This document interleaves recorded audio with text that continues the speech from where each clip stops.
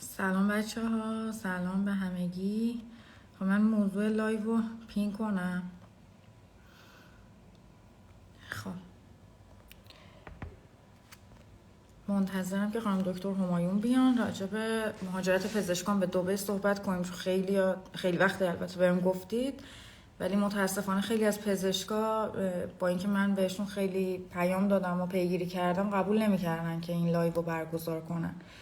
حالا علت اصلی رو نمیدونم، یکم واسه خودم عجیب بود. معمولا من به هر کسی پیام میدم این مشکل رو نمیخورم.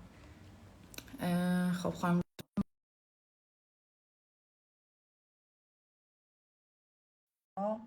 بتونیم یه لایو مفیدی داشته باشیم. از این پایین میتونید برای دوستاتون بچه ها لایو رو بفرستید که بیان و اگه سوالی باشه، خب بعضی بهتر میتونن سوال بپرسن و مسیر لایو رو بهتر مشخص کنن. البته من الان سوالایی که قبلا پرسیده بودید رو نوشتم، امیدوارم که خیلی خلاصه و مفید بتونیم بررسی کنیم. خب من خانم دکتر اکسپت کردم شما رو، ولی نمیدونم چرا نمیشه.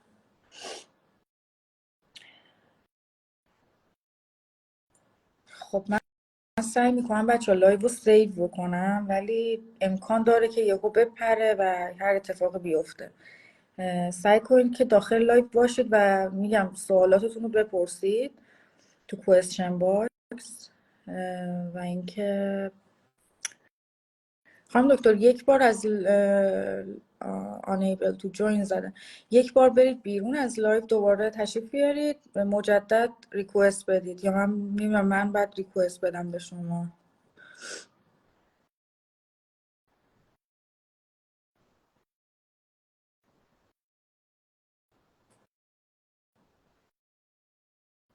فکر میکنم داره اتصال برقرار میشه. شد. سلام خانم دکتر. بله خوب هستین؟ خوب هستین؟ مرسی. همه مخاطبای پیج خودتون و پیج خودم سلام میکنم. متشکرم. امیدوارم مفید باشه براش. حتما که اینطور هست. من داشتم همین الان میگفتم که نمیدونم قضیه دبی چیه که من خیلی وقت دارم تلاشمو میکنم با یکی لایو برم و اطلاعات رو همونجوری به دوستان بدیم، چون خیلی طرفدار زیاد پیدا کرده این یک سالی و متاسفانه هیچ کدوم از پزشک قبول نمی‌کردن. البته شاید منو لایق این کار نمیدونستن. مرسی از شما که دعوت منو پذیرفتید و امیدوارم که یه لایو خلاصه و مفید و که وقت شما رو خیلی نگیریم خوبی داشته باشیم. شما خودتون رو معرفی بکنید و اینکه تحصیلاتتون کجا بوده، یه دید کلی از خودتون داشته باشن بچه. دکتر کتایون همایون.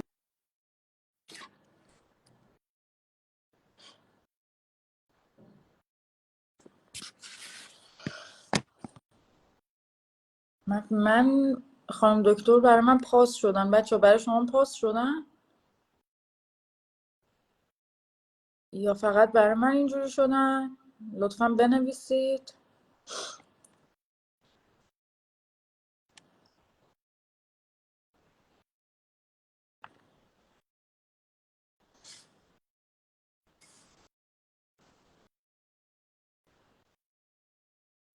الان بچه صدای منو داری؟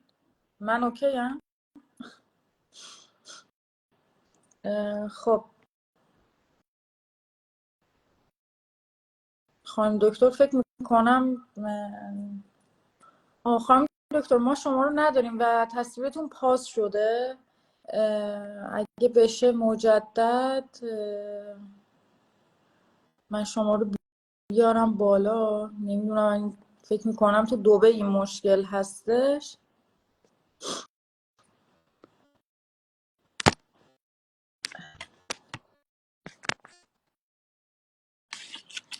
فکر میکنم یکم اینستاگرام تو دبی بچه ها این مشکل داره. اپ اینستاگرام اونجوری که من شنیدم از خود خانم دکتر.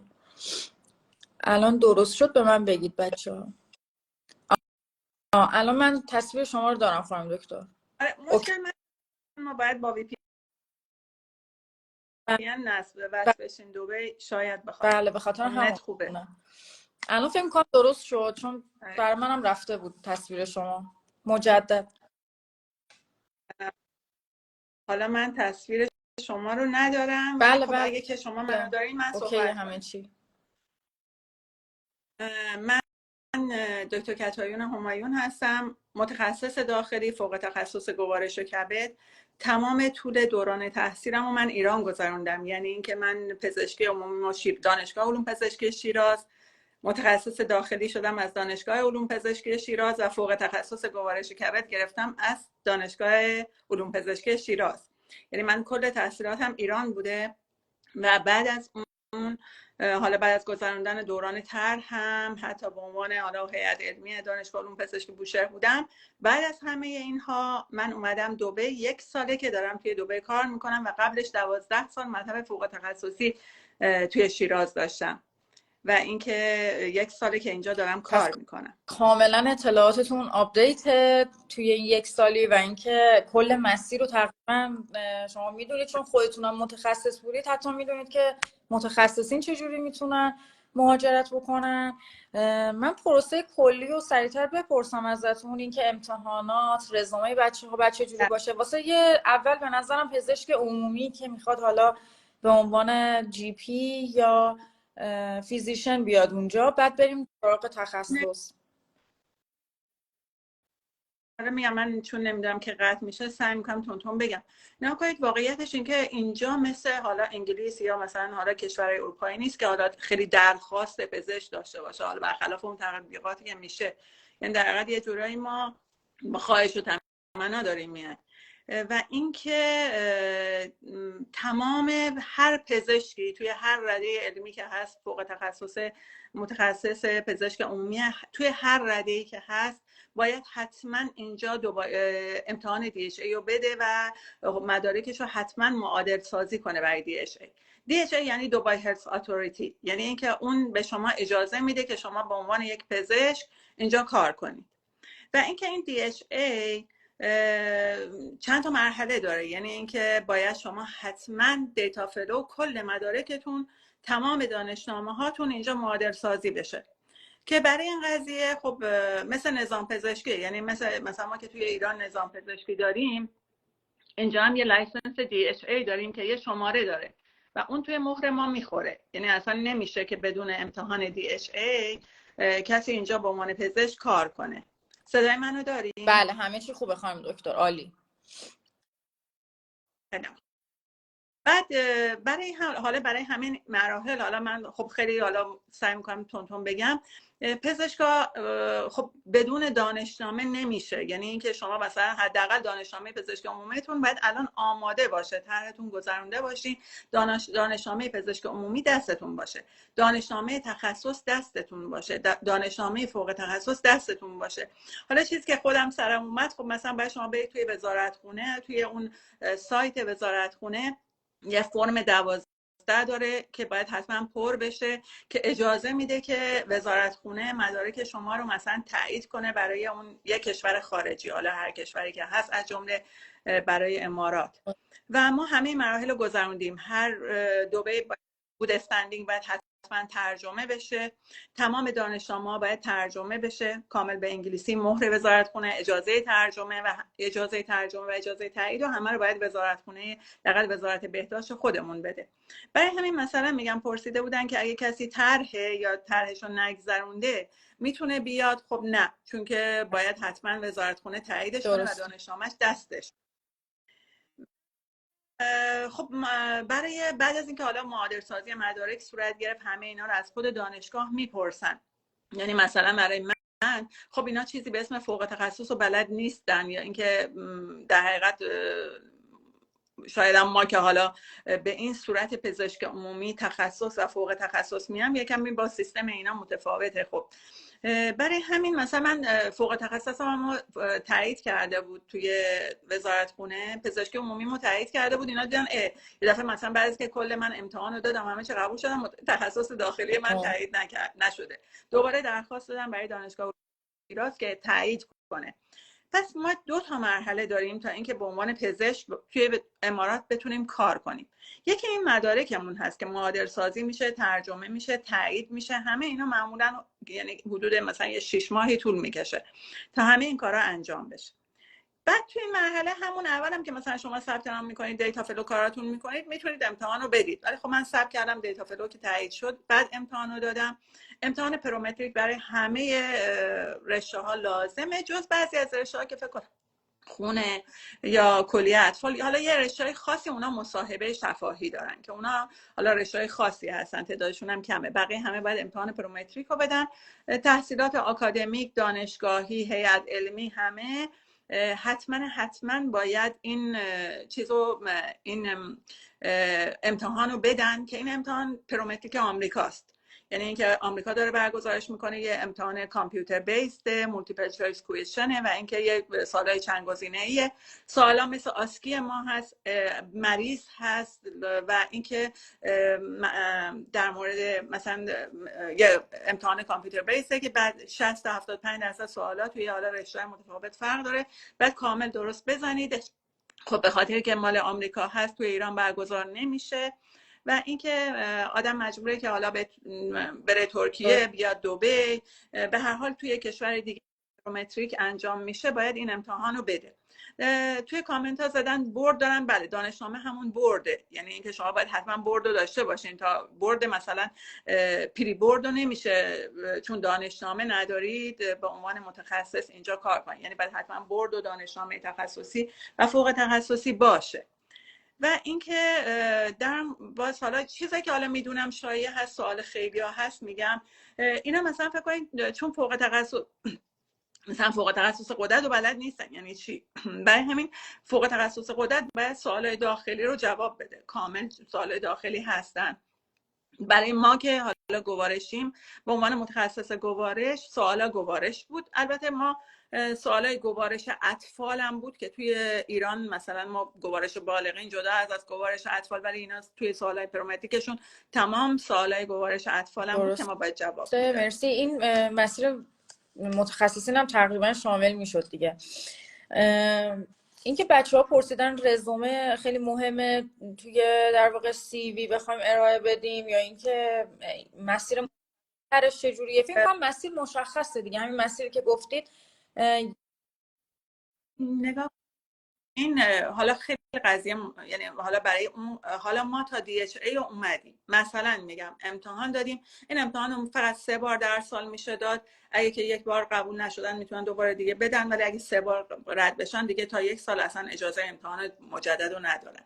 دیتا فلوشون هم که حالا 1 سال دقیقا نمیدونم چقدر تمدید داره، چون حالا من سریع قبول شدم امتحانو، ولی اینکه این شما DHA رو که میگیرید معنیش اصلا این نیست که توی امارات کار ممکنه پیدا کنید یا نکنید. این یعنی فقط شما نظام پزشکی گرفتید، مثلا اینکه اجازه دارید به عنوان پزشک توی امارات کار کنید.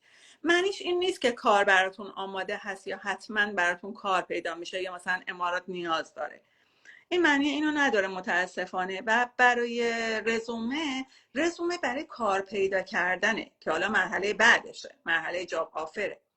و اینکه خب خیلی از شرکت ها دارن حالا خیلی تبلیغات اشتباهیه، من خودم حالا یه جورایی گول شرکت ها رو خوردم وقتی که به من گفتن که خب یه مبلغ هزینه خیلی زیادی دادن کارهای DHA رو برای من انجام دادن، درسته که این کار فقط توی سایت میشه و کافیه خب بالاخره یه کردیت کارتی باشه که بشه هزینه ها رو پرداخت کرد. ولی خب اینا رو کامل توی سایت مشخصه. باز توی کامنت ها من دیده بودم که نوشتن که منابع توی سایت DHA مشخصه، یعنی مثلا شما میزنید که gastroenterology references for parametric exam of Emirs کامل میاد، یعنی اینکه مثلا ما کتابای استیزنجرمون، اطلسامون، یک کتاب اخلاق پزشکی، همه اینا جزء رفرنس ها هست. و اینکه حالا من بخوام بگم سوالا آسون بود یا نه خیلی هم سوالا آسون نیست، یعنی که من تقریبا مثل برد ما هست، سوالای علوم پایه هست، برای ما مثلا گوارش اطفال بود. و اینکه خب به هر حال به نظر من دونستن مطالب لازم بود. و اینکه رزومه خوب، بله بعدن برای کار حتما رزومه خوب میخواین، به خاطر که حالا امارات به هر حال یه جورایی مثلا ما توی برای کار پیدا کردن اینم بگم یه رزومه خوب باید داشته باشین و این رزومه خوب رو باید توی سایت هایی بذارید مثل سایت لینکدین. و توی لینکدین این HR بیمارستان میان و به شما درخواست میدن و براتون وقت اینترویو میذارن و اینکه باید حتما این رزومه رو توی مثلا یه سایتی مثل لینکدین وارد بشه. بعضی از مواقع خب حالا واقعیتش اینه که خود برای تخصص مثلا اینا می‌زنن مثلا کانسالتنت یعنی وسترن بورد، یعنی دانشگاه های خاص غربی، اینا رو بهشون میگن کانسالتنت و اونا رو خب ترجیح میدن. ولی خب یه جاهایی هم هست که نه، یه بیمارستانایی نه باز به ما میگن اسپشیالیست و قبول میکنن. و خب این همه اینا بستگی داره به اینکه چه بیمارستانی نیاز داشته باشه چه نداشته باشه. و اینکه آدم دی اچ ای بگیره منظورش این نیست، یعنی متاسفانه معنیش اصلا پس از نمیشه که حتما کار نظر هم شما هست. خانم دکتر تا اینجایی که من متوجه شدم در واقع جاب آفر خیلی نیست، یعنی پوزیشن یاد نیست. نگاه نه کنید جاب آفر یه چیزی مثل چجوری بگم بهتون، مثلا میگم اینا بیمارستان جدید میزنن و برای بیمارستان جدیدشون حالا واقعیت رو باید بگم دیگه، مثلا اینا بیمارستان دولتیشون ایرانی قبول نمیکنن، یعنی فقط خصوصی هستن. و خب دبی یه شهر کوچیکه، حالا جمعیتش مهاجرن، جمعیت جوان داره، خیلی مریضای مثلا اونجوری نداره مثل ایران، بعد همه اینا رو حواسشون باشه. و اینکه خب جاب آفر واقعا یه جورایی به شانس هم هست، یعنی مثلا همزمان که شما دنبال کار میگردید همون موقع مثلا یه بیمارستان جدید هست و تخصص شما رو میخواد، یا مثلا به عنوان پزشک عمومی که حالا پزشک عمومی میرم اینا باز چون اماراتیزیشن در حقیقت دارن خب ترجیح میدن پزشک عمومی اماراتی رو بگیرن، یا مثلا حالا متاسفانه باز به خاطر که به ما ویزای کار نمیدن و ما باید ویزا رو از یه طریق دیگه بگیریم، ترجیحشون برای عمومی واقعا حالا پزشکای هندی و فیلیپینی ها اینا بیشتر هستشون راحت تر میتونن به اونا راحت براشون ویزای کار بگیرن. برای ما یه کمی ویزای کار دردسره که خب مثلا حالا باز نمیدونم قطع میشیم یا نه، من اینا رو تون بگم. اگه که عزیزان ما، یعنی در اگه که اومدن و بچه ها دی اچ ای گرفتن و خواستن که جاب آفرم حالا بهشون داده شد، لطفاً اینترویوی موفق داشته باشین، ثبت شرکت، بقیه کارهای اقامت 7 روزه، بعد اقدام کنین. زنبسته ها مثلا من خب زیاد میبینم میان اصلا ثبت شرکت باطل میشه، 1 سال گذشته در به در دنبال کارن، این بیمارستان اون بیمارستان، و اینکه خب کارگیرشون نمیاد، اون همه هزینه ثبت شرکت هم کرده، یا مثلا حالا هزینه راههای دیگه ویزا گرفتن از جمله حالا مثلا خرید ملک، همه اینا، و اینکه خب زنبسته ها در ضرر میکنه. درسته. بعد سابقه کاری خانم دکتر نیاز هستش؟ اینو خیلی ها آره 3 سال حتما برای پزشکا اینا سابقه کاری لازم دارن. تو لینکدین مثلا شما نگاه میکنید می‌نویسه که حالا یه جایی که مثلا میخواد کار بده به فرد جوون میگه 3 تا 8 سال. مثلا من 12 سال سابقه کار فوق تخصصی داشتم که فقط همون قسمت فوق تخصصی رو میزدم، بعد مثلا به من کسی پذیرش شد که زده بود مثلا بین 10 تا 15 سال سابقه کار، یا مثلا 3 سال تا 15 سال. این دیگه بستگی داره با اون بیمارستان و اون سنتری که میخوادشون. توی لینکدین مشخصه. و اینکه حالا بگم که واقعا کسی میتونه قول بده که کاری هست، خود اون شرکت هایی هم که دارن کار میکنن با همین لینکدین و با همین سایت ها هست که کار میکنن، یعنی اینکه رزومه رو میذارن، یه در حقیقت کاور لتر رو میذارن، خواهش میکنن دیگه، حالا اگه که کسی تقاضای مثلا جاب آفر داشت مثلا کاری داشت دیگه با اون درسته. فرد پس تماس میگیره. اپلیکیشنی که در واقع بیشتر پاپولر اونجا بیشتر استفاده میشه لینکدینه، چون بعضی جاهای خودم اشعار از طریق لینکدین پیدا کرد و مستقیم، اصلا هیچ شرکت خاصی نبود، چون که گفته بودن که باز توی سوالا بود که چطوری میشه جاب آفر پیدا کرد راحت. واقعا توی دبی اینجوری نیست، یعنی اینکه باید اون بیمارستان پذیرش بده، اون کلینیک خصوصی چی باشه. خب خیلی هم هستن حالا جورای مختلفه دیگه، روش‌های مختلفه. خیلی هم مثلا میان رزومه‌هاشون رو هم مرتب ایمیل میکنن به این بیمارستان این بیمارستان که حالا انشالله بالاخره براشون یه جایی که خوب باشه و درسته. بعد مناسبشون سابقه باشه کاری پیدا که بشه. فرمودید در واقع اینترنی و طرح شاملش میشه دیگه، درسته؟ اینترنی شاملش یعنی اصلا کاملش نمیشه. اینترنی جزء دوره آموزش ما هست، دوران فلوشیپ ما، دوره تخصص ما، اینا همه جزء آموزش هست. و اینکه اصلا اینا خودشون براش پول میگیرن، یعنی اینکه شما موقعی که مثلا میخواید تخصص بگیرید باید اینا، حالا باز سوال دیگه بود که پرسیدم برای تحصیل تو دانشگاه، اینا پول جزء سابقه نیست، ولی درسته. بعد جزء سابقه طرح کار ایران که 2 سال هستش در واقع کافی نمیشه، درسته؟ کفایت. بله، نه کنید. معمولا من حالا هر چیزی که دیدم 3 سال سابقه کاری رو حداقل خواسته بودن، که حالا این برای 3 سال کاری خب مثلا میگم ما فوق تخصص ما 4 ساله، ولی برای به عنوان پزشک عمومی خب 2 سال طرح، بعد حتما 1 سال دیگه هم کار کرده باشن، این دقیقاً 3 سال سابقه کاری رو میگم. بعد اینکه چه رشته هایی پرسیدن رقابتی هستش، چه رشته هایی رقابتی نیست، راحت تر کلا رقابتیه. یعنی مثلا تو خود رشته ما با اینکه فوق تخصص گوارشی گبه زیاد ندارن، ولی کل جراحا دارن اندوسکوپی کولونوسکوپی میکنن. و اینکه مثلا حالا رشته ما که پروسیجر داره، کل جراحا اندوسکوپی و کولونوسکوپی میکنن. یعنی موقعی که بیمارستان با من مصاحبه کرد گفت خب اینا که جراح هم بلد انجام میده، مثلا تو چه کار اضافه تری بلدی؟ که من گفتم با من تشخیصم، مثلا ما تشخیصای بیماری‌های گوارشی رو داریم، یعنی اینکه خود پروسیجر رو اینجوری نیست. و اینکه واقعا یه محیط رقابتی دبی دیگه، یه جورایی هم مثلا نگاه میکنن به اینکه ببینن چقدر سود داره مثلا براشون چه پزشکی رو بگم. مثلا حالا خودشون دوست دارن کانسالتنت بگیرن به خاطر که ویزیتشون بیشتره، بیمه بیشتر بهشون پرداخت میکنه، در حقیقت وسترن ورد. ولی اینکه توی همه رشته هاشون رقابت در حقیقت. اینقدرم متاسفانه حالا شرایط جوری هست که خیلی از پزشکا تمایل دارن به مهاجرت و اینقدر عده زیادی هست که خب به هر حال بله توی همه رشته ها رقابت وجود داره. واقعا نمیشه بگم الان یه رشته خاص و اینا لازم دارن، نه متاسفانه، و توی همه رشته‌هاش رقابت وجود داره. بعد اینکه زبان عربی یا زبان انگلیسی در چه حدیه، یعنی چه حد باید باشه در واقع؟ امتحانی نمیگیرن، ولی خب موقعی که میخواین شما البته خب امتحان انگلیسیه، در حقیقت امتحان پرومتریک انگلیسیه. خب توی رزومه شما مشخصه که چه زبانهایی رو فلوئنت صحبت میکنید.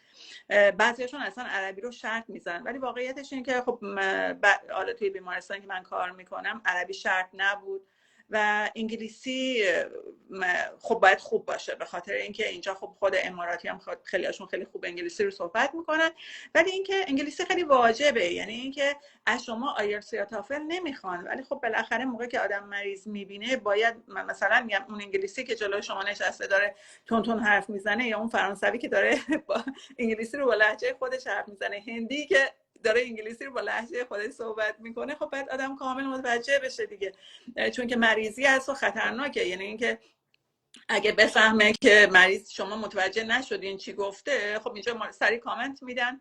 و اینکه خب امارات هم اینجوریه که هر کسی رو که استخدام میکنن حداقل 6 ماه آزمایشی استخدام میکنن، و اگه دیدن خب زبان رو نمیتونه متوجه بشه، با مریضا نمیتونه درست بفهمه چی میگن، خب سریع بیرون درسته. بعد یه سوال، من اینو یادم رفت، دوستانی که حالا جی پی رو تموم کردن بخوان بیان اینترنیشون اونجا، اینترنی یا رزیدنتی بخوان بیان بگذارن، البته فکر کنم اینترنی به رزیدنتی متصله مثل خیلی از کشورهای دیگه. اینا 6 سال پزشکی دارن، اینترنشون به رزیدنتی متصله. و اینکه حالا برای تحصیل تو امارات من خودم حالا شخصا پیشنهادش نمیکنم، چون خب خیلی هزینهش حتی از اروپا بیشتره، یعنی هزینه‌های دبی بسیار زیاده. دختر من دبیرستان میخونه و اینکه خب مثلا برادر من که حالا آمریکا هست میگفتش که تو هزینه دانشگاه آمریکا رو داری میدی برای دختر دبیرستانی توی دبی. من چون که پرسیده بودن توی کامنت ها سرچ کردم و دیدم که خب مثلا اینا بهترین دانشگاهشون دانشگاه خلیجه، دانشگاه مدیکالشون، و این مثلا برای رشته پزشکی برای پارسال زده بود مثلا 147,000 درهم در سال هزینه هر سال پزشکی خوندن اینجا، که خب فکر کنید ضرب در 6 کنید، هر سالم زیادتر میشه.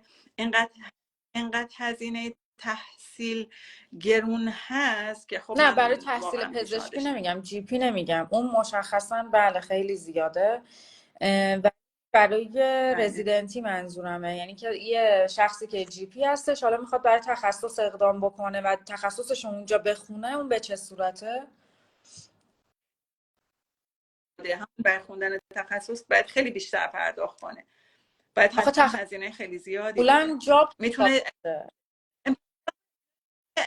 دارن. خب برای همون امتحانشون، مثلا برای شما تخصص بخواید اینجا بخونید، بعد تو امتحانشون شرکت کنید. مثلا حالا همون از جی پی هم که میخوام بیان، یه شرط معدل خیلی بالا دارن، مثلا بالای معدل بالای 19 و 80. یعنی اینکه هم پذیرش دانشگاه هاشون یه کمی محدودیت داره و امتحان داره، حتما باید امتحان رو بدن، و هم که بعد درسته. هزینه ولی زیاد. فکر میکنم رزیدنتی تا جایی که من شنیدم، البته بچهای خارج از کشور، اینو بچه‌هایی که ایران میخوان، ولی فکر نمیکنم خیلی فرقی داشته باشه. گفتن که چون مثل جاب حساب میشه، بچه‌هایی که ام بی بی اس هن، حالا جی پی ایران هستن و اینا، میتونن، فکر میکنم، ولی خیلی حقوق خیلی کمی بهشون میدن. فکر میکنم $2700 اینا اینطورا بهشون پول میدن ماهانه، ولی خب رزیدنتی میکنن. فوق تخصصم ایران بله. گذروندم، اینجا تحصیلم نه. دیدم بچه‌های همکارا که اینجا دارن کار میکنن ترجیح میدن مثلا برن اروپا بخونن یا مثلا برن کانادا بخونن تا خود دبی، به خاطر حالا بیشتر هزینه. و اینکه خب بعدم شما اروپا هم بخواید برید، بعد مقصد اروپا باشه یا آمریکا، به هر حال اونا دانشگاه خودشون رو قبول دارن. اینجوری نیست که مثلا حالا شما چون تو دبی خوندین راحت تر پذیرش کنن. و به خاطر همین خب حالا این صرف هزینه، مثلا آدم میگه خب حالا به جایی که خب اینجا بخونن، همون مثلا اون کشور بخونن، حالا خیلی ها ترجیحشون اونجوریه. ولی که من بخوام اطلاع دقیق بگم، چون خودم تخصص رو اینجا نخوندم، فوق تخصصم رو اینجا حالا نخوندم، واقعا اطلاع از درستی یکی تو از اون زمینه دوستانم نه. که خودشون البته ایرانی نیستن، خارجی هستن، فکر کنم لبنانی هستن، یعنی از طریق یکی از دوستان دیگه هم باشون آشنا شدم، اینو بهشون پیام دادم که اینو دقیقا به اطلاعات بگیرم، چون میگم خیلی اطلاعات کمه راجع به این قضیه. من فقط ایشونو پیدا کردم که اگه جواب بدم من حتما استوری میکنم جوابشو. آرای ما حالا پسرشون جناب آقای دکتر علی کریمی، من الان اینستاشون رو حالا دقیقا بعد زیر پست حالا بتونم پیدا کنم براتون میذارم. این آقای دکتر خب خودشون خیلی یعنی دقیقا پسرشون دنبال این بود که کجا کامل پزشکی و چیزاشو دقیقا مطالعه کرده بودن و رفته بودن دانشگاه ها رو دیده بودن. خودشون مثلا این دانشگاه اروپایی رو رفتن. یعنی حالا به هر حال چون بالاخره پسر همکار بودن و خود پسرم ماشاءالله شارپ بود و خیلی تحقیق کرد، دیدم خیلی حالا کسی این کارو آره نمیکنه دقیقا. که من اینجا خودم بخواد حضوری که بخونه. عمان رفته بودم برای انتقالی به شدت، یعنی هزینه ها بالا بود، اصلا نمیارزید که بخوای یه پزشک بگیری.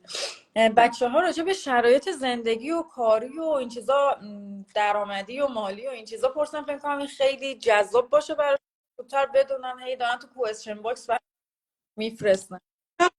حالا من در حدی که بشه کمک میکنم. نکنید شما دو تا هزینه خیلی بزرگ توی دبی دارید. یکی هزینه اجاره خونه است، یعنی مسکنه، و اینکه چیزی رو که حالا شرکت ها خیلی جالب میگن، مثلا میگن که خب این بیمارستان به شما نه تخصص رو حتما به جا میدن، حتما چی میدن، نه اصلا از این خبران نیست. یعنی که توی خود قرارداد مشخصه. البته موقعی که جا نمیدن به یه متخصص، اینا میان یه هزینه رو به عنوان، یعنی دقیقا یه قسمت از حقوقتون رو میگن این هزینه زندگیت، یه بیس حقوقی میذارن، یه هزینه زندگی میذارن، یه هزینه نقل و انتقال میذارن. ولی خب مثلا بعضی مواقع خداییش حالا من نسبت پارسال که میبینم مثلا تو لینکدین میزد حقوقا هست، یعنی مثلا میگه که خب من جنرال پرکتیشنر میخوام اینقدر حقوقه، یعنی واضح تو لینکدین هست. لطفا حتما نگاه کنن، هر کسی هر رشته که هست نگاه کنه توی سایت. مثلا میان میگن که خب شما اینقدر حقوقته، اینقدر هزینه زندگی، اینقدر هزینه اجارت، اینقدر هم هزینه حمل و نقل. ولی خب میگم دو تا هزینه بسیار سنگین داره. یکی این که اجاره توی مثلا فکر کنید توی هاستلا که خب مثلا دیگه حالا ارزون ترینشون حداقلش دیگه مثلا حالا آدم هاستل مجردی در حقیقت یه جورایی میشه مثلا دیگه کم 3-4 هزار درهم در ماه اون میشه. ولی خب خیلی بستگی داره به که مثلا چجوری عادت کرده باشن. معمولا دیگه حالا جای متوسطش بین 8,000 9,000 10,000 درهم در ماه اجارش هست که حالا خیلی هم حالا خیلی آنچنانی نباشه. برای همین این هزینه اجاره هست. هزینه حمل و نقل هست. خب بالاخره اولش آدم میاد گواهینامه نداره، باید گواهینامه بگیره، همه اینا خرج و برج و اینا اینجوری رو داره. و اینکه خب حالا واقعا پیشنهاد من و یکم هزینه بچه‌ها، یعنی که هزینه تحصیل بچه‌ها اونم خیلی زیاده. یعنی اینکه هر کسی باید همه اینا رو جمع بزنه، بگه خب بابا من اینقدر مثلا خرج خوراک خوراک مثلا دیگه خیلی هم کم بخورم و اینا دیگه ماهی 5,000 درهم 3,000 یعنی 3,000 تا 5,000 درهم مثلا میشه حمل و نقل و خورد و خوراک و اینا. این قدم مثلا هزینه اجاره هست. بعد حالا اگه بچه میخواد بیاره برای تحصیل اون یه هزینه بالایی میشه. یعنی واقعا یه جاب آفر خوب باید داشته باشه با یه حقوق بالا که بتونه از پسش بر بیاره. درسته. معمولا حقوقا به چه صورت هست جی پی؟ حالا بیشتر جی پی. نه کنید واقعیتش اینه که بسیار متفاوته. یعنی اینکه مثلا من خودم همکار دارم نصف من داره با همین رشته حقوق میگیره. الان اینا دیگه جدیدن اومدن یه جورایی دارن فیکس پیمنت نمیدن، یعنی اینکه میان و اینکه پر کیس میذارن. خب این خیلی وحشتناکه، این خطرناکه، به خاطر که پر کیس مریض دوبه آنچنان زیاد نداره که مریض زیبایی، یعنی در حقیقت گفته بودن چرا شی طرفدار داره زیبایی. ولی خب مثلا اینجوری نیست که پر کیس خیلی زیاد بشه. خیلی از همکارا برای شروع دیگه آخر ناچاری دیگه پر کیس قرارداد میبندن.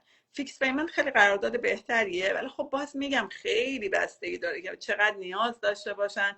یه کسایی رو اصلا با نصف من اولش که توی لینکدین میدیدم مثلا میگم این حالا یه چیزی دست همه بیاد، من اولش که توی لینکدین اومدم مثلا هم موقع که چی بود دیگه کمش حقوق متخصص رو مثلا میزد 40,000 درهم 45,000 درهم. ولی الان همونو تو لینکدین من نگاه میکنم امسال دیدم مثلا مینویسه 25,000 درهم 20,000 درهم. اینم طبق عرضه و تقاضای دیگه. اینا میبینن دیگه، میگم خب نه مثلا یه پزشک متخصص هندی رو میتونن بگیرن مثلا با 20,000 درهم، چرا برم 40,000 درهم بدم؟ یعنی فکر می‌کنم چون اتفاقی هست جمعیت هم متاسفانه. پایین‌تر هستش، کمه خیلی زیاد نیست، خیلی به جمعیتشون جمعیت بله. جوان مهاجره. حالا جمعیت جوان مهاجر درست. چقدر مریض میشه؟ من حالا خود اماراتی‌ها بیمه‌های بسیار عالی دارن. یعنی مثلا فکر کنید اینا یه دور از جون مثلا یه بدخیمی میگیرن راحت مثلا بهترین بیمهشون رو کاور میکنه، مثلا پا میشن میرن اروپا، نمیان مثلا تو خود امارات بمونن. خیلی حالا این مده دیگه، حالا بینشون مد هست همچه چیزی. مثلا ما حالا همکار فوق تخصص خونمون مثلا میگفتش که توی مدت مثلا فقط 1-2 تا مریض داشته. میدونی یه اتفاقای اینجوری داره میفته. و اینکه خب مثلا میگم الان میان شما خب یه چیزی هم بدی که داره این که سیفتی ندارین دیگه. 6 ماه اول میذارنتون به عنوان آزمایشی. اگه دیدن مریض داشتین درآمد داشتین نگه میدارن، اگه دیدن مریض ندارین یا درآمد ندارین درآمد رو کم میکنن. یعنی این خطر اینجوری هم هست.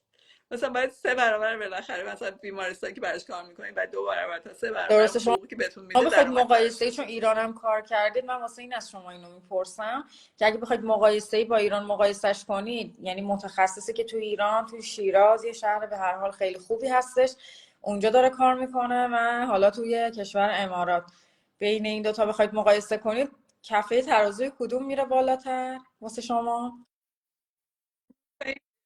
سوال سختی بود. خب حالا تا حدی هم شخصیه ولی خب من جواب میدم. نگاه کنید، خب من فوق تخصص حالا مشهوری بودم، مطب خیلی خوبی هم داشتم. من اولین پزشک فوق تخصص خانمی بودم که مطب زد تو کل استان فارس شیراز. در حقیقت فوق تخصص گوارش بودم، اولین بودم و مطب بسیار خوبی هم داشتم.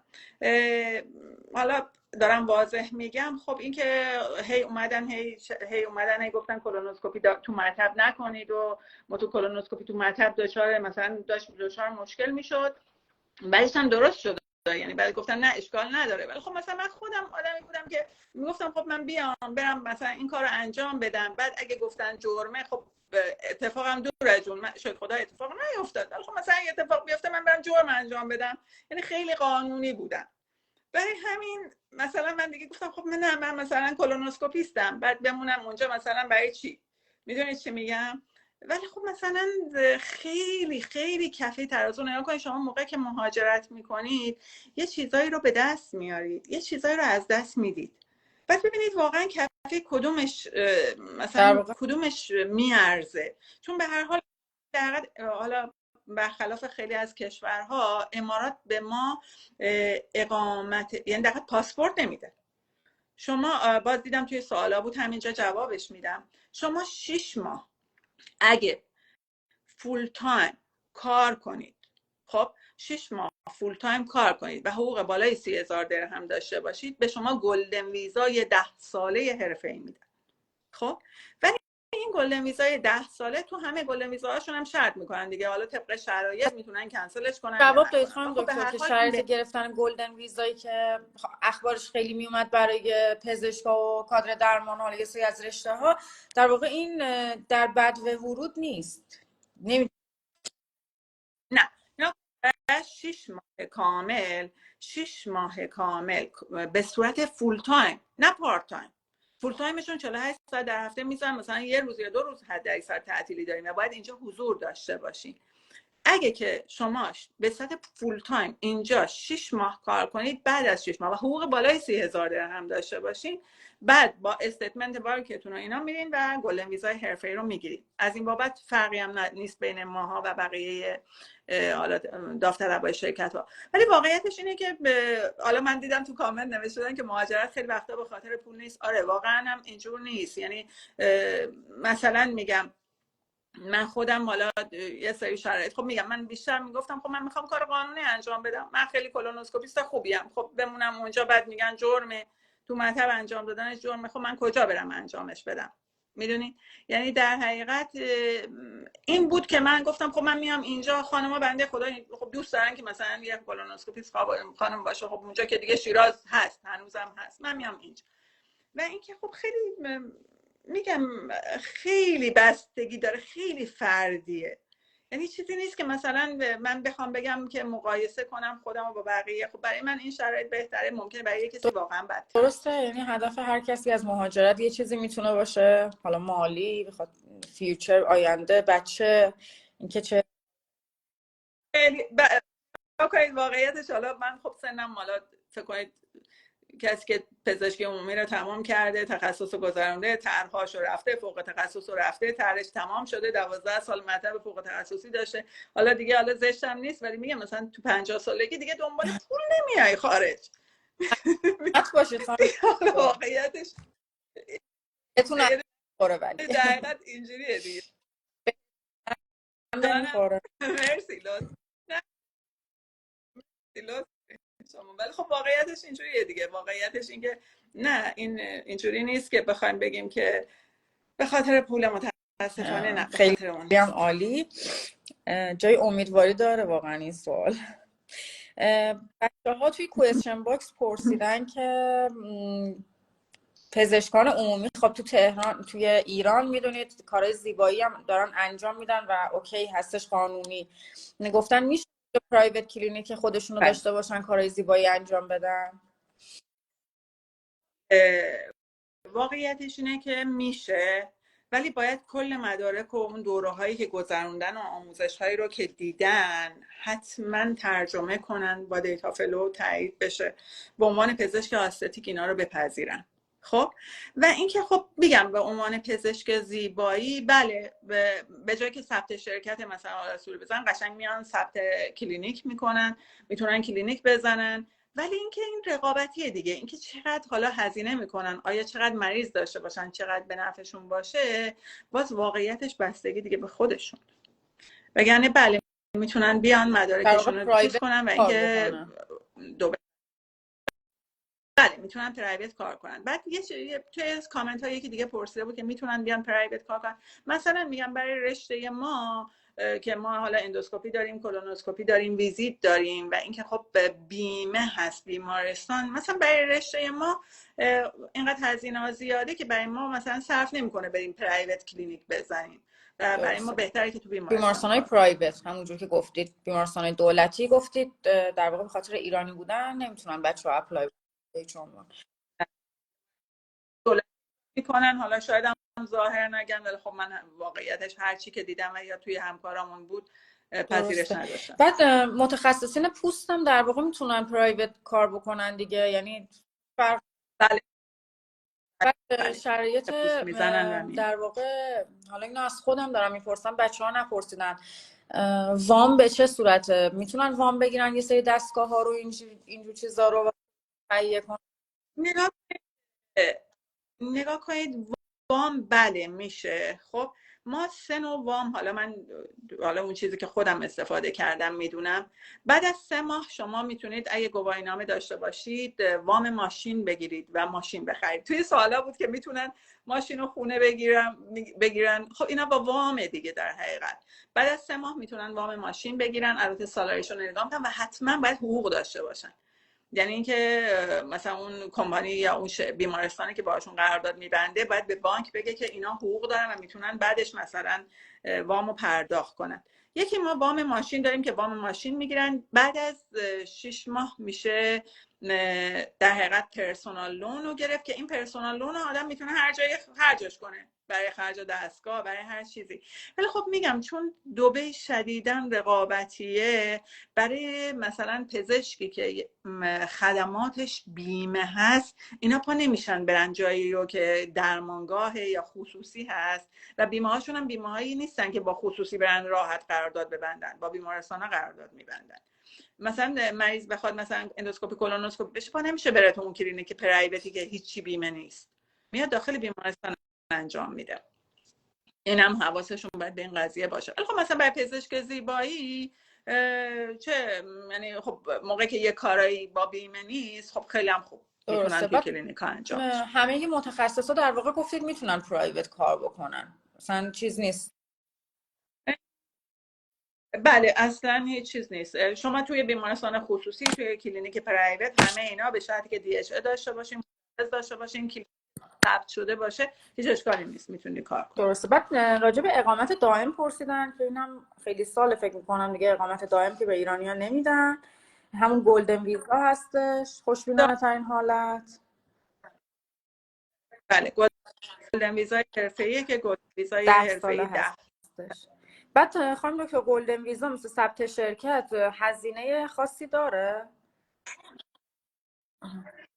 بله البته گلدن ویزا به حالا شرکت خیلی هزینه‌اش کمتره، حدود 1000 7 تا 8000 درهم. نه 5000 هم حدودی هزینه گلدن ویزا. نکنه اینو باز دارم میگم، مثلا از طریق عامر اقدام کردم، شرکت ها همین 5000 تا 15000 تا میگیرن.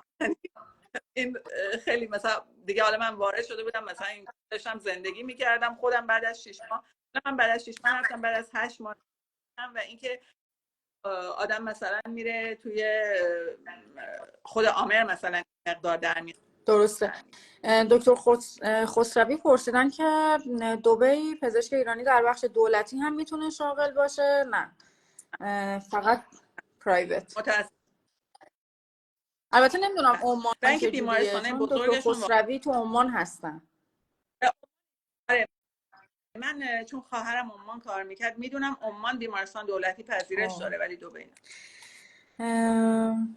پس شرایط اقامتی دبی رو با هم صحبت کردیم. همون خوشبینانه ترین همون گلدن ویزا هستش. اگه ازدواج بکنن یا بچه دار بشن اونجا به چه صورته؟ اینا رابطه خونیه در حقیقت، باید اماراتی باشه. در حقیقت کسی که اینجا میاد پاسپورت امارات رو نمیگیره. پرسیدن که آیا با گذراندن اینترنشیپ 1 ساله پس از فارغ التحصیلی در دبی شماره رجیستری لایسنس میتونن دریافت کنن؟ نه نه کنید باید دانش آماده باشه، یعنی مثلا دانشگاه پزشکی عمومیشون طرحشون رو گذرونده آزاد باشه، وزارتخونه اجازه ترجمه. درسته. من فکر کنم اکثر سوالاتو پرسیدم بچه‌ها، من چون سوالات شما رو نوشته بودم و خانم دکتر خیلیاشو کاور کردن تو توضیحاتشون. اگه سوالی هست بپرسید. من فکر کنم یه لایو هم برای عمان بذاریم با آقای دکتر خسروی. فکر کنم این دوتا مقایسه‌ای باشه خیلی خوبه. جان بعدن گل برای پزشک عمومی هم هست. بله برای پزشک عمومی. ولی خب نگاه کنید اینا یه شرط درآمد دارن، یعنی حالا پزشک عمومی معمولا با اون باید بالای 3000 درآمد. پرسیدن سابقه تحقیقاتی و پتانسیل برای رزومه خوب، همینطور درآمدش به تناسب با آمریکا چجوریه اگه بخوام کار تحقیقاتی انجام بدم؟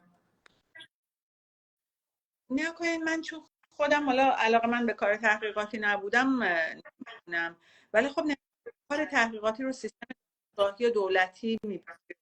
این شرایط رو برای ایرانیان نذاشتن و اینکه برای کار میخوان. ولی خب هم شما مثلا موقع که دو تا رزومه مقایسه میکنن، موقع که دو تا رزومه، اون رزومه مثلا مقاله چاپ کرده کار. خانم دکتر به جز اپلیکیشن لینکدین چه اپلیکیشن دیگه ای یا چه منبع دیگه ای میتونن بچه ها سرچ کنن برای پوزیشن؟ ایندید هست، ولی ایندید رو بیشتر برای شغلای دیگه استفاده کنن. یه اپلیکیشن گلف یه همچین چیزی هم هست، ولی من خودم هنوزم خب نه واقعیتش به خوبی لینکدین نیست. بچه های سری می نویسن از حقوق و مزایای جی پی و حجم کار شما اطلاعی دارید؟ نگاه کنید واقعیتش اینه که جی پی به عنوان، یعنی حالا واقعیتش آنستلی نمیخوام کسی رو ناامید کنم، نه خودم حالا پزشک عمومی هستم که بخوام بگم کار رقابتی دارم میکنم. آنستلی من متخصص داخلی، متخصص حال اینجا اومدن مقیم شدن شرکت ثبت کردن، هی میرن این ور اون ور بهشون کار نمیدن. میدونین چی میگم؟ یعنی اینکه واقعیتش یه جورایی به شانس شده و اینکه اینا چون که ویزای کار نمیتونن برای ایرانی‌ها جور کنن خیلی مایل نیستن. یعنی مثلا همزمان خیلی پزشک هندی، سوریه‌ای، مثلا هندی اینا دارن که میتونن راحت براشون ویزای کار جور کنن و اونا چون رقم پایینتری هم حالا در حقیقت بهشون حقوق میدن، اینا ترجیحشونه. ولی اینکه مثلا بگم خب بالاخره پزشکای عمومی کارهای زیبایی دارن میکنن، بسیار با تجربه هستن، خیلی هاشون زمینه مثلا فکر کنید رزومه خیلی خوب توی اورژانس دارن، خب اینا واقعیتش شانس این وجود داره که حالا در حقیقت درسته. بگیرنشون بعد بیمارستان. یه سوال نوشتن که میتونه به عنوان یه منبع یه جایی برای در واقع پیشرفت مالیمون باشه که بعدش بخوایم برای کشورهای ثانویه اقدام بکنیم؟ واقعیتش انقدر شاید آنستیبله که من نمیتونم بگم که حتما هست، چون که یه کمی پسنداز با این مشکله دیگه. دیگه حالا خیلی بالاخره باید باز بکنن و اینا یه چیزی جمع از برم میگه خب انقدر وضعیت حالا تو ایران دلار و اینا اوضاع خرابه که آره نمیدونم چی دقیقا، جواب میده. واقعا. اینجا هزینه زیاده، خب اونجا مثلا حالا عملا یه اوضاع بدی داره دیگه. اصلا نمیدونم واقعیتش این، مثلا من خودم خب به هر حال هزینه مثلا تحصیل دخترم اینقدر زیاده که آره خیلی دقیقا، چیزی اضاف هزینه های نمیشه. تحصیل خیلی تو کشورهای عربی به شدت بالا. من یعنی خودم عمان بودم مثلا باورم نمیشد همچین هزینه رو دارن از یه دانشجوی اینترنشنال برای رشته مدیسین میگیرن. واقعا اصلا عقلانی نبود. نه اصلا حالا ایناشون هم هزینه هزینه زیاده، زندگی. یعنی حتی دانش، بله هزینه خود تحصیل بچه ها توی مدرسه زیاد. بعد دادن که فقط ایرانی ها ویزای کار نمیتونن بگیرن، بعضی از کشورها ویزای کار نمیدن. یکی دوستان پرسیدن که برای گلدن ویزا مزایاش به چه صورته؟ یعنی ما مثل یه شهروند در واقع مزایای زندگی و این چیزا میتونن داشته اینجاست که چون دبی خیلی مهاجر داره، اماراتی ها کم هستن. شما موقعی که گلدن ویزا دارید خب آره همه مزایا، یعنی خب این خیلی خوبه که شما میتونید وام مسکن، وام خونه بگیرین، با خب همه اینا خیلی خوبه دیگه. گلدن ویزا مزیتش اینه که نمیخواد هر مثلا برای حالا جورایی میشه با مثلا چی میگم بهش، هی باید 6 ماه بس وارد خانواده‌شون اینا هم اینجوری نیست. گلدن میتونن ویزا در دیگه واقع حالا مثلا پوشش بدن به خانواده بله درجه اول. بله برای پدرشون، همسر مادرشون، فرزند. همسرشون بعد گفتن بله فقط ایرانی‌ها ویزای میتونن. کار نمیتونن بگیرن. من فکر حالا میکنم من که دیگه حالا بقیه جاها رو تا جایی که من فهمیدم انگار که با ما مشکل دارن و این مشکل حل نشده، ولی من فکر میکنم در آینده این مشکل حل میشه، آینده نچندان دور. حالا به هر حال ما هممون معرفی، به هر حال ما هممون امید داریم که همیشه همه چی برای ایرانیا بهتر باشه. ولی الان مثلا مال من این تجربه خودم رو دارم میگم دیگه. من اولش که اومدم، همون موقعی که اومد بودم فقط حالا امتحان بدم، امتحانی رفتم یه بیمارستان و این بیمارستان خیلی مشهوری هم هست. رفتم صحبت کردم با رئیسش و اینکه خیلی خوشش اومد. به آره حتما ما شما رو میخوایم. بعد که فهمید ایرانی هستم و باید برام ویزا بگیره گفت پرسیدن که یعنی ما قضیه همیشه هستیم. درگیریم خانم دکتر. گفتن که اگر عمومی بودید شما به شخصه برای جمع کردن پول کدوم کشور رو انتخاب میکردید، عمان یا دبی؟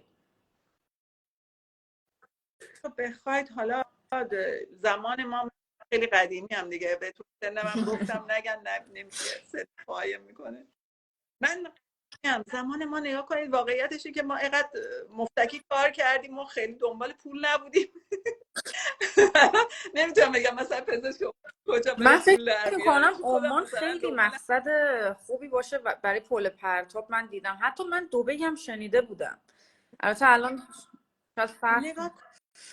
من الان شاید قبلا بهتر بوده، ولی من آن همکارا رو دارم میبینم خیلی پسنداز نمیکنن، ولی در این حال انشالله خب بالاخره کسی که کار زیبایی گیرش بیاد انشالله رقابتی بتونه مکمل کنه پول جمع. ولی اینکه واقعیتش این که به قصد پول جمع کردن چون بقیه کشورها رو نرفتم نمیدونم بر ندارم نمیتونم. درسته.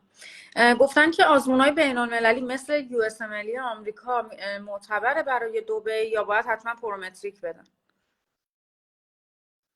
خدا من اگه USMLE داشتم همونجا دقیقاً. ولی خب من دیگه تخصص که من نمیگردی از اول بخونم. ولی اینکه مثلا اینجاست که مثل ما که نظام پزشکی ایران داریم، ما مثل اینه که مثلا USMLE داریم، نظام پزشکی ایران. بعد هر کشوری برای خودش احتمال بسیار زیاد حالا USMLE داشته باشه بیان اینجا قبول کنم، ولی قطعا باید به خود اینکه امتحان بدن یا نه رو من نمیدونم. دوستانی که اینترنی ندارن و سابقه ندارن، سابقه یه کاری ندارن، پس هیچ جوره نمیتونن در واقع اپلای بکنن، درسته؟ شرط DHA اصلا شرط DHA 3 سال اینه که سابقه کار داشته باشن، شرط DHA درسته؟ شرط اصلا یعنی برای که لایسنس شما رو قبول کنن. و اینکه خب خود وزارت خونه هم در حقیقت شما رو نگذرونین دانشنامه رو نه، آزاد بچه‌های نمی‌کنن. خارج از کشور فرق میکنه شرایطشون. البته فکر میکنم بچه‌های پردیس فرق کنه شرایطشون. اونایی که پول در واقع هزینه زیادی میدن برای تحصیل تو ایران، خب فکر میکنم دانشنامه‌شون آزاد میشه، آزاد ولی میشه. حالا من باز خودم باید در واقع سابقه کاری داشته. توی سایت توی سایت DHA بله خیلی بله. واضح من رو گفته همه اینا هست. و اینکه سایت من فکر میکنم که امتحان نوشته بود که نگاه کنید اصلا حالا برفرض حالا DHA رو بگیرن، خب این DHA تا ما کار پیدا نکنین اصلا بله. به هزینه درد نمیخوره. ثبت و همه مدارکشون، جا ارزش و مدارکشون چقدر هست داخل سایت DHA؟ نکنید من چون خودم بلد نبودم کردیت کارت شرکت ثبت کرد که خدا شرکت از ما گرفت. شرکت هم دیگه باز خانم اینجا دکتر. به جای شرکت های ایران از شرکت های دقیق. دبی استفاده کنن خوش انصافتر. فکر میکنم اکثر سوالا رو پرسیدم ازشون. اگه کسی کردیت کارت داشته باشه خودش هم اپلای کنه تو سایت میشه. اصلا کاملا مشخصه داخل سایت که برن استپ بای استپ خودش گفته که چیکار باید بکنن، تو چه مرحله چه هزینه‌ای واریز بکنن. حالا من الان سایتش رو بعد از لایو استوری میکنم. بچه ها متخصصینن، فکر میکنم که داخل کوئسچن باکس میگن پس خانم دکتر پیشنهاد نمیکنن ما بیایم متخصصین و پس ما چیکار کنیم؟ به نظرشون دوباره بپرسید. من دوست ندارم من حالا آنستلی دارم میگم، من دوست ندارم ناامید کنم. نه کنید ما یه تجربه‌ای داریم، مثلا میگم بیمارستان ما گفت من متخصص داخلی میخوایم و خانوم باشه. اینا خب مثلا فکر کنید آقا خیلی پرسنل زیادی دارن. من دیدم توی کامنت ها نوشته بودن چرا خانوم، به خاطر که پزشکای خانومشون کمتر هست و اینکه خب برای اماراتی‌ها خیلی هاشون مثلا واقعا مریض داشتم آپاندیس و مریض پانکراتیت و همه اینا رو داشتن که اصلا میخواست فقط خانوم معاینش کنه. یعنی همچین اتفاقی میفته و اینکه یه جاهایی چون اینا خب بالاخره از مواقع خانم دکتر من گفتن که 2 تا خانم دکتر داخلی، من 2 تا خانم دکتر داخلی رو بعد الان نگاه 2 تا مساطر رو گرفتن، حتی بنده هم نگرفتن. برای همین نگاه کنید این دیگه واقعیتش یه چیزیه مثل کار پیدا کردن تو هر کشوری، یه جورای شانسی میشه دیگه. اینجوری نیست که تقاضای زیادی باشه. ولی اینکه من بگم که نه حتما شما امید نداشته باشین نیاین، اصلا اینجوری نیست. یعنی اینکه به نظر من حالا دارم پیشگیری میکنم از که خرج زیادی بشه، میگم که DHA شون رو بدن، لایسنسشون رو بگیرن، ولی مثلا برای ثبت شرکت و این حرفا و گرفتن ویزای دیگه بزنن یه اینترویو خوب داشته باشن، بدونم قبول میشن. بعد یعنی این در حقیقت حالا یه جورایی صادقانه میگن پولای پشت سر خراب نشه، ما زحمت کشیده است دیگه الکی نه. پول پشت سر خیلی مهمه همیشه که بچه ها حواسشون باشه به این قضیه. واقعا من فکر می‌کنم همین سوالا رو خانم دکتر پرسیدم. اگه برای شما کوئسچن باکس شما هم اگه سوالی اومده بچه‌ها پرسیدم، میگم مشترک باشه و من همه رو پرسیدم. عمان هم انشالله اگه بتونم حتما لایو میذاریم برای عمان که مقایسه کنید. این لایو هم من سیو میکنم. جان من چون حالا خواهرم عمان گذرونده بود، خواهرم مثلا بله بسیار خوبی داشت ماشاءالله و توی بیمارستان دولتی کار می‌کرد، ولی دبی یه کمی متفاوت. دبی ولی خیلی رو به پیش رفته. بله و اینکه خب یه چیزی از مزایایی که داره حالا واقعا از حق نمیشه بگذارید، مثلا اینا بهترین وسایل و امکانات بیمارستانش، یعنی که واقعیتش بهترین دستگاه اندوسکوپی دنیا رو مثلا داره. این خب خیلی خوب، ولی این باز من میگم این رشته به رشته است. نگاه کنید مثلا میگم بیمارستانی که من هستم برای اندوسکوپی کولونوسکوپی خب 3 تا جراح قدر دارن اونجا انجام میدادن و اینو خیلی دستگاه رو خیلی خوب داشت، ولی مثلا میگم برای جراحی چشم امکانات نداره. یعنی اینکه هر بیمارستانی برای یک رشته خاص ممکنه بالاخره نیاز بشه بیمارستان جدید بزنن، نیاز داشته باشن، درخواست بدن. بعضی از مواقع حالا بعضی از همکارا دیدم میان اینجا و خودشون مثلا میرن حالا این پرسن حضوری مصاحبه میکنن، رزومه میدن، همه اینا خب بالاخره مؤثر هست. مرسی خانم دکتر. الان دارن ریز به ریز راجع به تخصص‌های زنان، چشم، اطفال اینا میپرسن. داخل کوئسچن باکس هم از زنان و چشم پرسیده بودن. نه میگم نگاه کنید این بستگی داره که مثلا چقدر بیمارستان جدید بخوان، مثلا بیمارستان جدید بزنن متخصص زنان بخوان، میدونین چی میگم؟ این دیگه واقعیتش این که مثل خود ایرانه. یعنی اینکه شما توی بیمارستان خصوصی مثلا شهر خودتون چقدر احتمال داره بپذیرنتون. حالا ما توی شیراز خیلی نداشتیم، خب خیلی کم مثلا حالا جایی که میخواستن. چقدر مثلا این احتمال هست؟ همین قضیه هم برای دبی هست. یعنی اینکه به هر حال یه جورایی اون بیمارستان باید درخواست متخصص زنان بده، اشعارش میره تو لینکدین نگاه میکنه، توی لینکدین انتخاب میکنه. اینکه حالا مثلا بگم نه شما DHA رو گرفتید حتما قولی هست که کار آدم پیدا بشه، نه. اینم که بخوام بگم نه اصلا به ایران کنه، نه. چرا داریم کار میکنیم دیگه، ماها هست. اتفاقا یکی از پیجایی که با پزشکان داخل امارات مصاحبه میکردن، من دیدم چقدر پزشک ایرانی داخل امارات هستن. من فکر نمیکردم این تعداد پزشک داخل امارات باشن و خیلی سورپرایز شدم و خوشحال که چقدر پزشکان ما اونجا هم ترکوندن و دمشون هم گرم. نرس هم میخوان که اینم خانم دکتر نمیدونم اطلاع داشته باشن یا نه. مثلا باز میگم نگن نه بابا به خدا نمیخوام هیچ کس. من بیمارستان ما موقع که نرس میخواد بزنه اشعار ما میزنه هندی فیلیپینی. چرا؟ چون اصلا راحت براشون ویزای کار بگیره.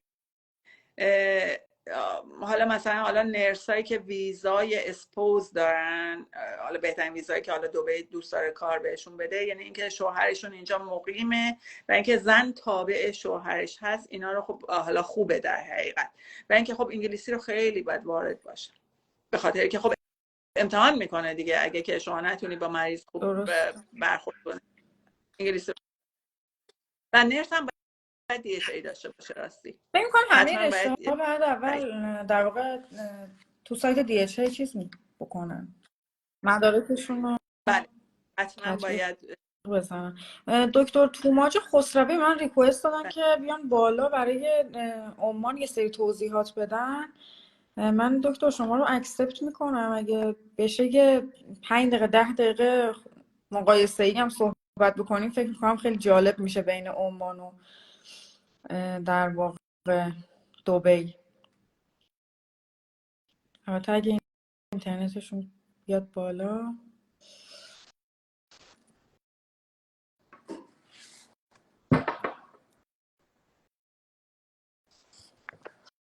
فکر میکنم عمان هم فیلتر هستش. کشور عربی فکر میکنم یه سری اپلیکیشن ها فیلتر هست. نه کنیم ما برای لایو ولی برای بقیه چیزا نه. متوجه شدم. یه سری کارها در واقع. دکتر توماج نشد بیان بالا. من فکر کنم لایو عمان و بچه با دکتر توماج من سریعتر در واقع صحبت میکنم که یه لایو یه ساعتی هم با دکتر توماج داشته باشیم. ایشون خیلی اطلاعاتشون راجع به عمان در واقع زیاده و میتونید در واقع خودتون مقایسه بکنید که به چه صورته این دوتا کشور. حالا هر کدوم که به صلاحتون بود میتونید اقدام بکنید. مرسی خانم دکتر. من فکر می‌کنم دیگه سوال دیگه‌ای نمونده، همه رو خیلی قشنگ و درست پاسخ دادیم. مرسی ازتون که قبول کردید. اینو میتونم بارها ازتون تشکر بکنم، چون میگم من چندین ماه دنبال کسی هستم که قبول کنن از من که داخل لایو بیان و این اطلاعاتو بدن. متشکرم ازتون. شب خوبی داشته باشید. حالا که واقعیت حالا من دعا برای هر کسی هر چی که انشالله. حتما. متشکرم ازتون خانم دکتر. همیشه موفق باشید و سلامت. متشکرم. مرسی. به همچنین. خدا نگهدار. خدا.